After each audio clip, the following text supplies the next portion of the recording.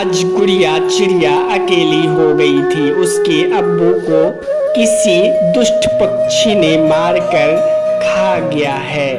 तो यार, आज गुड्डी को तुम अपने साथ ले जाओ। कौवा दोस्त, मैं तो ऐसा ही करता, लेकिन मेरा घर तो बहुत छोटा है और गरम बिस्तर भी नहीं है। कबूतर यार, तुम ही ले जाओ गुड़िया को, और तुम्हारा घर भी तो बहुत बड़ा है। हाँ, मैं ऐसा ही करता, लेकिन मेरा घर बहुत पुराना है। मेरे दादा की बनाई हुई घर है, वह कभी भी टूट सकते हैं। कबूतर और तोता वहाँ से चले जाते हैं। या बेटी, तुम रो ना मत, क्योंकि यहाँ पर तुम्हें कोई रखने वाला नहीं है। तुम कल सुबह ही अपने चाचा के घर चली जाना। तुम्हें अपने चाचा का घर का पता है ना?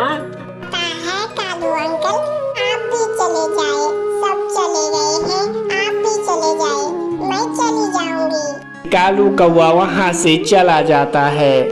या अपने घोंसले में बैठकर अपनी माँ को याद करके रोए जा रही थी। फिर सुबह होते ही वह खुद को संभाल कर चाचा के घर की सफर कर देते हैं। या आज इतने सवेरे आ गई, क्या बात है? तुम्हारी अम्मी भी नहीं आई। माँ तो मुझे छोड़कर शाम में ही चली गई। उन्हें एक जालिम चील ने मार दिया, इसलिए मैं यहाँ आ गई। तो बहुत बुरी हुआ। अब तुम क्या करोगी? तुम तो अभी बहुत छोटी भी हो। अम्मा के सभी दोस्त मुझे छोड़कर चले गए थे। मैं रोता रहा, तब मैं आपके यहाँ आ गई हूँ। गुड़िया की चाची आ जाते हैं। मुझे खबर मिल गया था, रास्ते में कौवा ने मुझे बताया तुम्हारी माँ के बारे में। चाचा जी, मेरे पास कोई सहारा नहीं था, इसीलिए मैं आपके पास आ गई।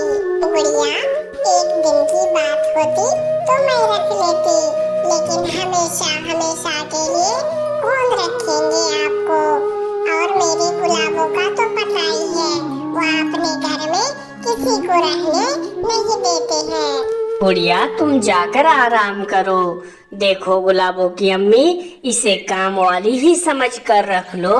ये गुलाबों की ध्यान रखेगी, यह घर की सब काम कर लेगी मुफ्त में।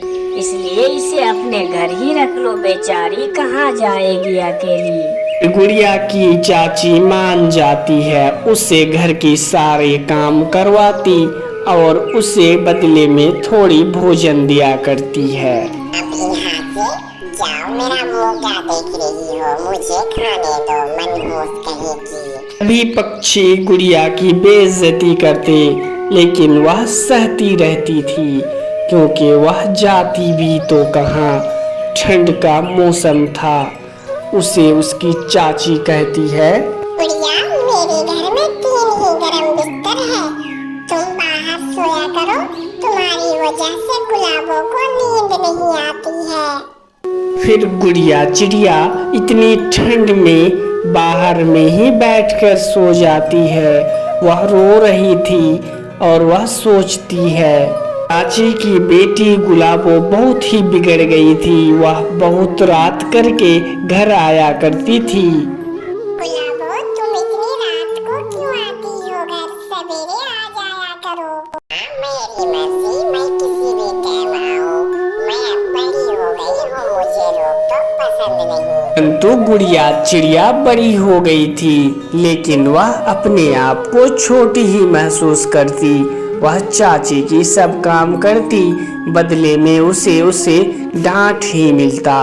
एक दिन गुड़िया का चाचा और चाची अपने मोटर पर कहीं जा रहे थे कि वहां एक्सीडेंट होकर गुड़िया का चाचा मर जाती है और चाची की एक डैना टूट जाती है।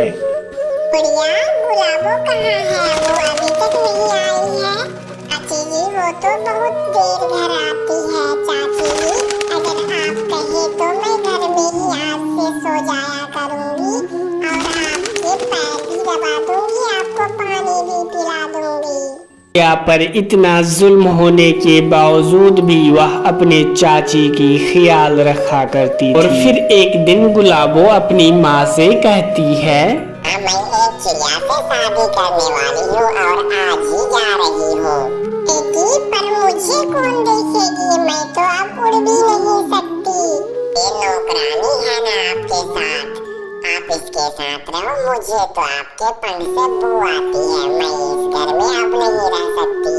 गुलाबो वहाँ से चली जाती है। फिर उसकी चाची को एहसास होता है कि जिस गुड़िया पर इसना जुल्म किए हैं वो उसे भोजन खिलाती है, वो उसे पानी खिलाती है, फिर उसका ख्याल रखा करती है। क्या मुझे माफ कर दो, मुझे माफ कर दो। आज से तुम मेरी बेटी हो। उसकी चाची ने गुड़िया को गले से लगा लेते हैं तो